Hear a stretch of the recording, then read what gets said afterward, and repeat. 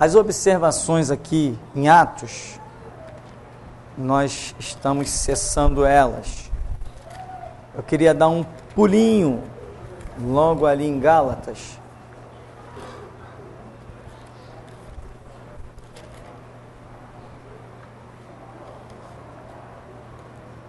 Vamos observar o livro de Gálatas, no capítulo 3.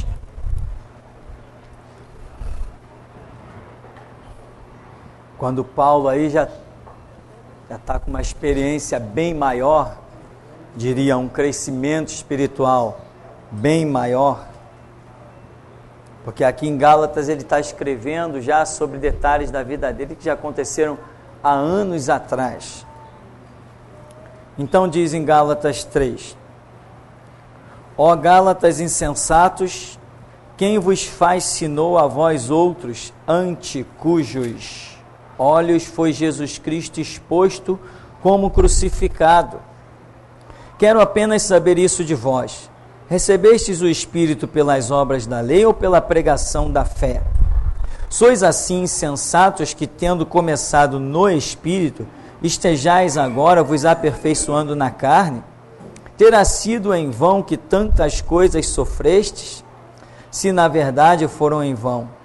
Aquele, pois, que vos concede o Espírito e que opera milagres entre vós, porventura o faz pelas obras da lei ou pela pregação da fé? O que nós vemos aqui nesta situação do livro de Gálatas? Nós vemos um cenário semelhante ao que havia acontecido em Atos capítulo 15. Mais uma vez aqui na igreja dos Gálatas, na Galácia, está ocorrendo o que? Influência judaica. E os Gálatas, gentios, cristãos, que até então tinham caminhado bem, Paulo passou por lá, etc., fundou a igreja. Agora, Paulo está recebendo notícia de que o povo da igreja dos Gálatas está se voltando a práticas da lei. Como ele menciona aqui, no verso 2, quero apenas saber isto de vós: recebestes o Espírito pelas obras da lei ou pela pregação da fé? Quer dizer, Paulo está dizendo assim, vocês já receberam o Espírito Santo, já viram as manifestações de Deus, e isso que aconteceu, foi por obras da lei ou foi pela pregação da fé? Ou foi pela graça? Então Paulo está criticando duramente e colocando um checkmate em lei e graça, fazendo aí botando um ponto final, mostrando que o Espírito era dado pelas obras da graça, pelo tempo da graça, e não pelas obras da lei. O cenário aqui é exatamente aquele que está ocorrendo em Atos capítulo 15, aquela guerra judeu no meio da igreja. Paulo aqui vem criticando. Aí ele vai continuar com essa crítica, lá no capítulo 5, por exemplo.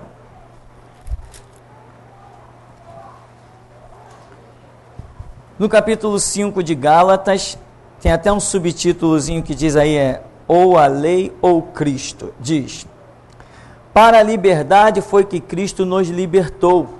Permanecei, pois, firmes e não vos submetais de novo a jugo de escravidão. Esse jugo de escravidão que Paulo está chamando aí é a lei. Eu, Paulo, vos digo que se vos deixardes circuncidar, Cristo de nada vos aproveitará. Quer dizer, estão querendo, judeus que estão entrando na igreja lá da Galácia, estão querendo levar os cristãos de volta a rituais da lei, ou rituais mosaicos, rituais judaicos. E Paulo está aqui se prendendo em escrever para essa igreja para combater, para preservar a fé e a atitude correta dos discípulos que estão nessa igreja lá de Gálatas. Existe uma luta o tempo todo. Hoje você vê que as igrejas também estão fazendo isso. Hoje as igrejas estão impregnadas de rituais judaicos, porque a lei é muito forte, os conceitos da lei são muito fortes. Se o seu entendimento não for renovado, realmente transformado, se não houver compreensão... Ora, outro dia eu ouvi aí de um pastor que dizia que tinha se convertido. Eu falei, o pastor se converteu? Agora ele é judaizante. Ele pratica o judaísmo. Não tem como. Não tem como. Você não pode descer a escada. E se tornar um judaizante é descer a escada, é parar de subir. Impossível. Os judeus hoje fazem o quê? Negam a morte de Cristo. Negam o seu derramamento do sangue para resgate das nossas almas. Como que eu vou me voltar ao judaísmo? Mas o judaísmo tem conceitos fortes. E outra coisa que o judaísmo tem, que atrai muita gente, enquanto que na graça nós enfatizamos muito a fé, ou seja, o abstrato, na lei, a lei existe uma petição. A lei pedia coisas. E o ser humano, ele se sente muito auto-justificado quando ele dá alguma coisa. Isso é característica de todo ser humano. Ele se sente aliviado. Eu fiz. Eu dei. Né? Eu paguei. Eu sei lá o quê. Eu fiz alguma coisa. Então, é aquela retribuição. E a lei traz muito desse conceito. A lei traz muitos símbolos. E outra coisa que ser humano gosta é de símbolos. O ser humano gosta de símbolos. E como gosta? Qualquer organização levanta a sua bandeira, o seu símbolo.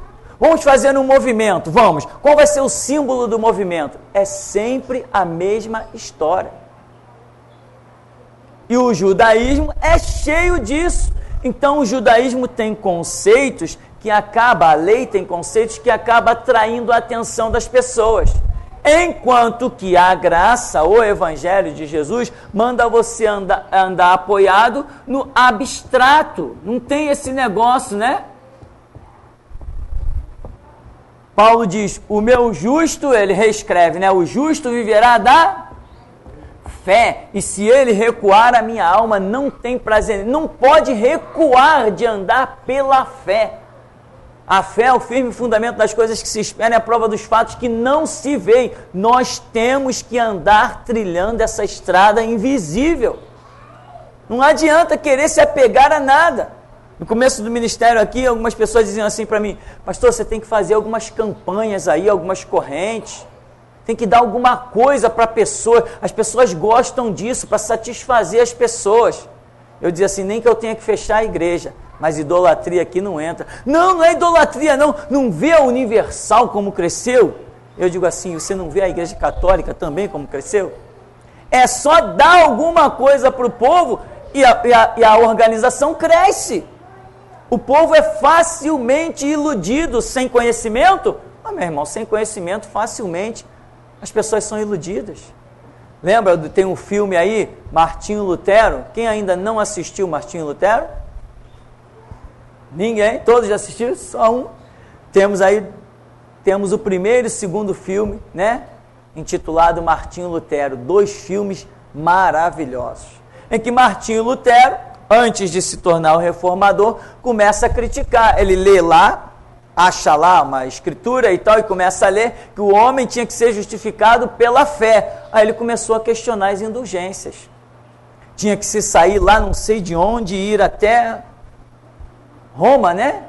Tinha que ir até Roma numa peregrinação para chegar lá, comprar indulgência, pagar penitência, subir uma escadaria e não sei o quê. Aí ele vem em volta daquilo criticando. Porque ele entendeu que o homem deveria viver pela fé. E não é isso? Jesus disse, se tu creres, verás a glória de Deus. Então, essa questão de símbolo e essa questão de ofertas para se justificar, coisas que a lei pedia, na lei você era justificado mediante a tua oferta. Não posso, não posso. A lei pede. A lei exige. Então Deus diz assim, quem for muito pobre, vai oferecer um casal de pombinhas. Casal de pombinha que a pessoa podia até, de repente, caçar lá na roça, sozinho. Não custaria nada, mas tinha que oferecer, porque a lei pedia. Então, quando a pessoa chegava e oferecia, estou justificado, ai que alívio, dei a minha oferta anual, acabou, estou justificado. A graça não. O sacrifício da graça é Cristo Jesus. Aí você tem que exercer a sua fé. O que será que é mais fácil? Exercer a fé ou oferecer uma oferta? Não sei, depende da cabeça de cada um. Muita gente não consegue se sentir justificado pela fé e pela remissão, por se arrepender dos seus pecados. Não consegue. Então ele precisa de algo mais. Aqui já tivemos experiência no ministério de Deus revelar pessoas, de revelar e dizer assim, ei, você, por que você insiste em se condenar naquilo do qual Deus já te perdoou? Aí eu fui conversar com a pessoa. Aí a pessoa diz assim, pastor, não consigo me sentir perdoado. Eu já fiz um aborto, eu não consigo entender que Deus simplesmente me perdoou. Agora, se de repente eu estipulasse aqui um sacrifício, uma oferta e tal, pela expiação do pecado, e ela chegasse aqui e oferecesse a oferta dela, talvez ela se achasse justificada. Mas o simples fato de crer que Deus perdoaria mediante um arrependimento, isso não era o bastante para a pessoa. Então existem esses detalhes na cabeça da pessoa, né? Então aí tem que entrar entendimento, oração, busca, enfim. Então, meu irmão, essa questão aqui, né, de Gálatas capítulo 5,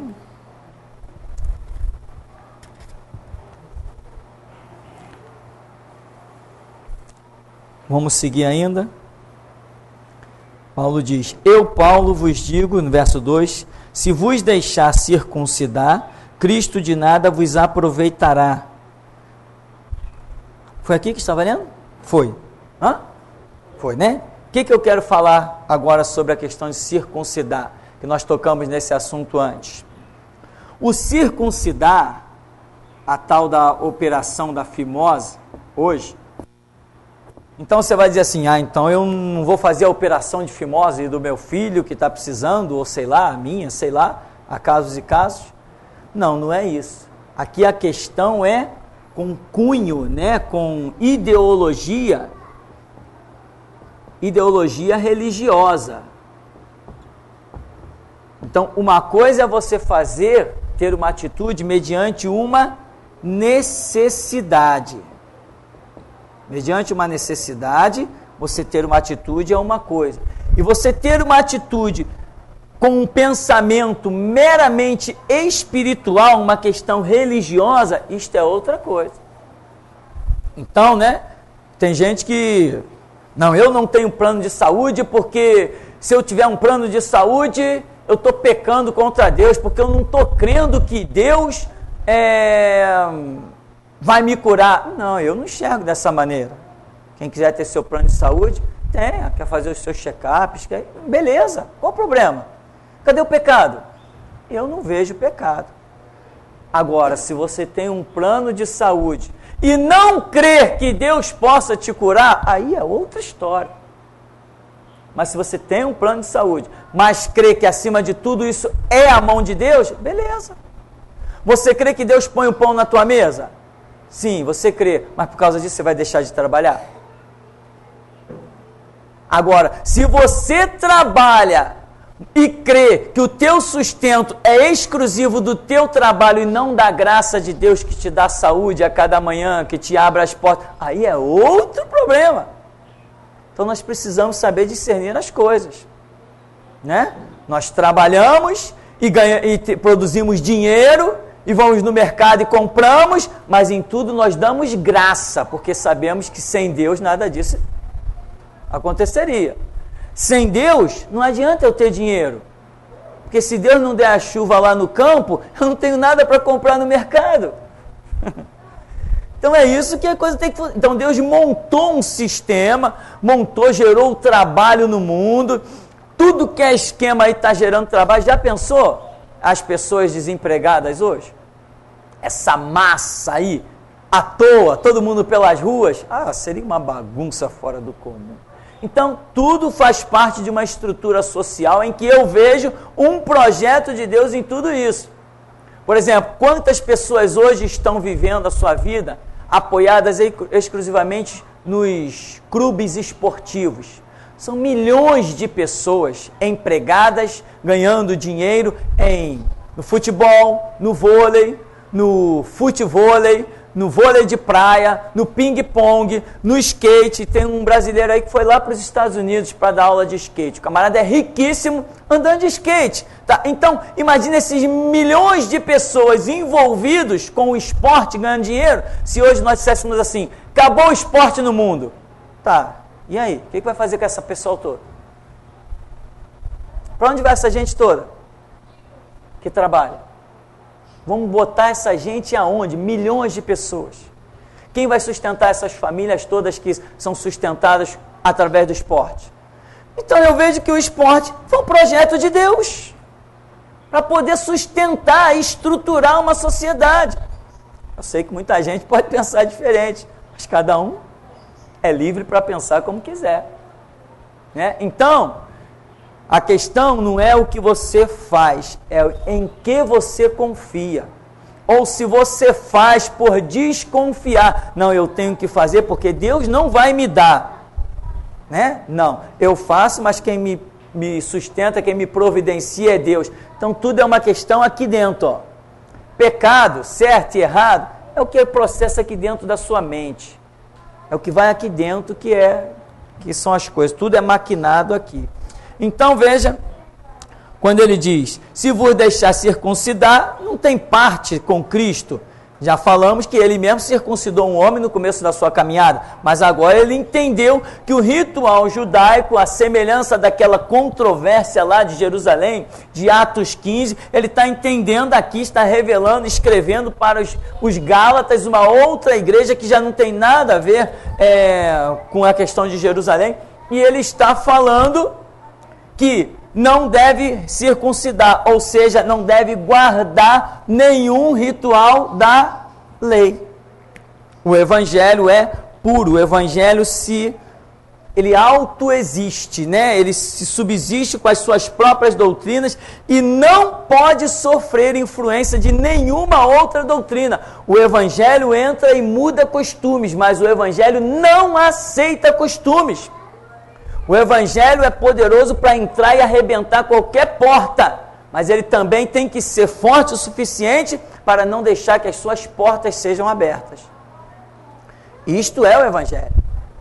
Nós entramos para rachar qualquer cultura, mas se o evangelho for rachado, se nós aceitarmos uma cultura dentro do evangelho, nós não temos um evangelho. Porque o evangelho já tem as suas próprias regras. Então diz aqui, de novo testifico a todo homem que se deixa circuncidar que está obrigado a guardar toda a lei. Claro, se tu cumpre parte de um estatuto, tu tem que cumprir ele todo. De Cristo vos desligastes, vós que procurais justificar-vos na lei. Estou falando, se vocês estão querendo se justificar com obras da lei, vocês não estão em Cristo. Logicamente, porque Cristo é o cumprimento da lei.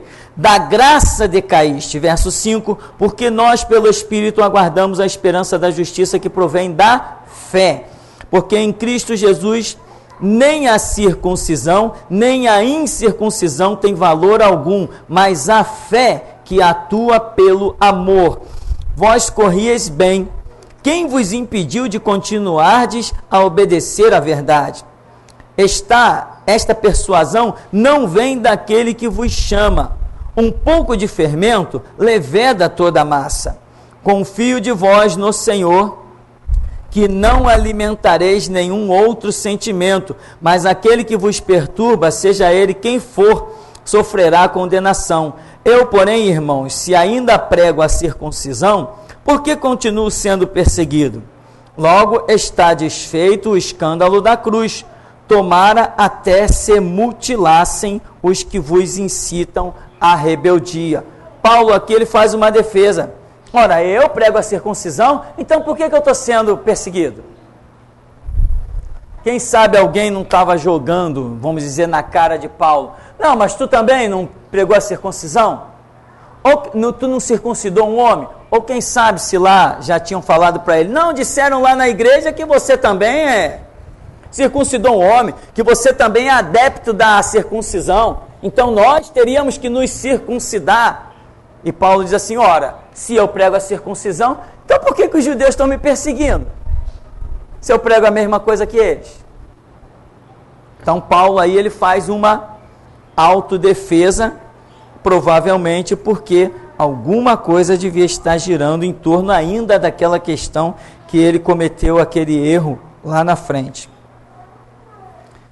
Mais um pedacinho para frente diz, porque vós, irmãos, fostes chamados à liberdade, porém não useis da liberdade para dar ocasião à carne. Sede antes servos uns dos outros pelo amor, porque toda a lei se cumpre em um só preceito, a saber, amarás o teu próximo como a ti mesmo.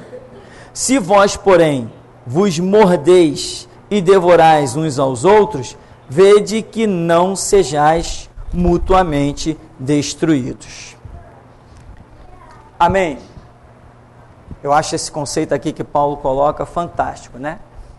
Esse relacionamento dos irmãos em amor, compreensão. Porque o que eu vejo na igreja?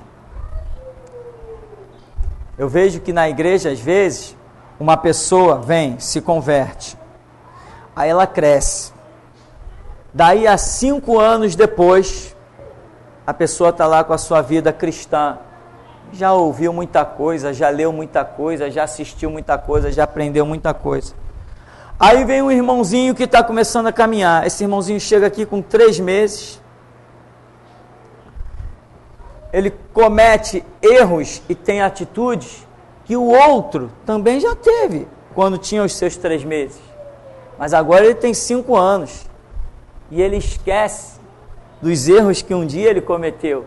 Então ele olha agora, ele com 5 anos, firme, cheio dos conceitos do Evangelho, vivendo um prumo de verdade considerável. Ele olha para o camarada que está com 3 meses e ele critica. Ele critica esquecendo que um dia ele foi igualzinho. Todos nós temos que crescer. Então, eu não posso exigir de uma pessoa que hoje está na igreja com 1 ano, 2 anos de igreja, que ela tenha o mesmo comportamento ou que pense igual a mim. Eu não posso exigir.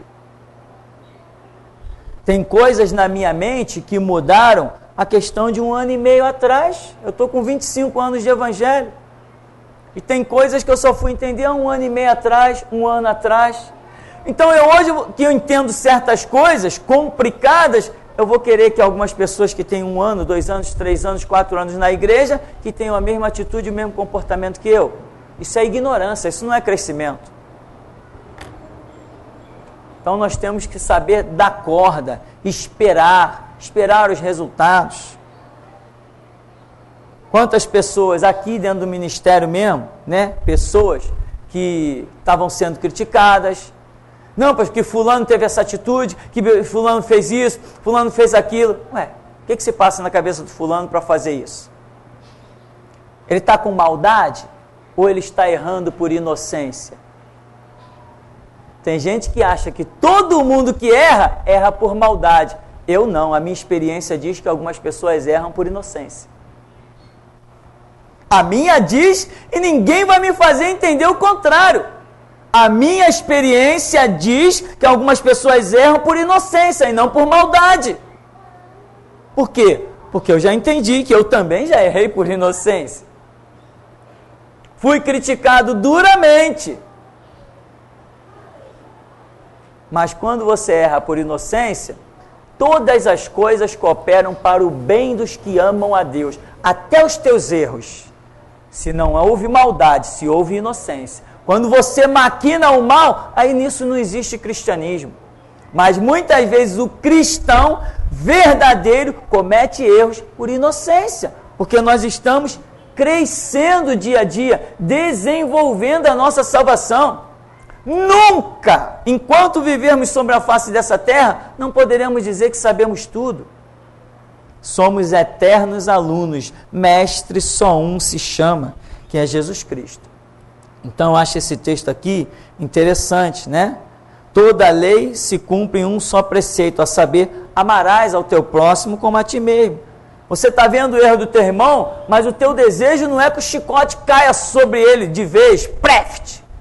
Mata esse cara aí, Deus, joga ele na sepultura e põe um concreto por cima. Não é esse o propósito. O propósito é que todos sejam esclarecidos para com a luz do Evangelho e veja a glória de Deus. Este é um princípio e um sentimento cristão. Fora disso, não é. Quem quer ver o mal do outro, não tem cristianismo em querer ver o mal do outro. Querer ver justiça é uma coisa. Querer ver o mal para se satisfazer com o mal do outro, não. Você querer ver a justiça e a justiça te satisfaz? Sim, porque Jesus falou, bem-aventurado que tem fome e sede de justiça. Agora, não para que eu me satisfaça pessoalmente vendo o mal de ninguém. Não, tem que tomar cuidado com os nossos sentimentos. Então esse texto de Paulo aí, eu acho ele muito brilhante. Infelizmente ele já não é pregado, deve ter uns 2000 anos. Só uns 2000 anos. Bom, irmãos, nós poderíamos ainda seguir, mas nós vamos ficar por aqui. Se tem perguntas, se tem observações, nenhuma pergunta na internet, tem aqui? Ninguém, todo mundo sabendo tudo, isso é muito bom. Quanto mais vocês souberem, menos trabalho para mim. Assim o meu salário fica mais folgado, entendeu? Amém? Vamos então estar encerrando, agradecendo a Deus nessa manhã, em que até aqui nos tem ajudado o Senhor. Trabalho de casa, leia Gálatas. Moleza, né? 6 capítulos, né? Mas leia 10 vezes, tá bom?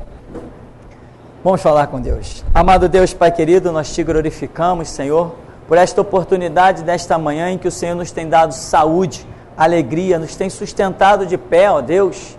Porque no mundo tereis aflições, é bem verdade, ó Deus, mas também está escrito e nós cremos que a nossa leve e momentânea tribulação não se compara com a glória que em nós há de ser revelada. Assim nós te glorificamos nesta manhã, pedimos a tua graça no entendimento, na compreensão, na renovação das forças físicas, das forças espirituais. Nos ajuda, Deus, pois nós reconhecemos em nós mesmos a fraqueza e as falhas, mas o Senhor é forte e disse: sem mim nada podeis fazer. Por isso, Senhor, nos ajuda, nos impulsiona, nos fortifica, para que possamos nós enxergar as tuas pegadas e termos, ó Deus, a disposição de andar nelas.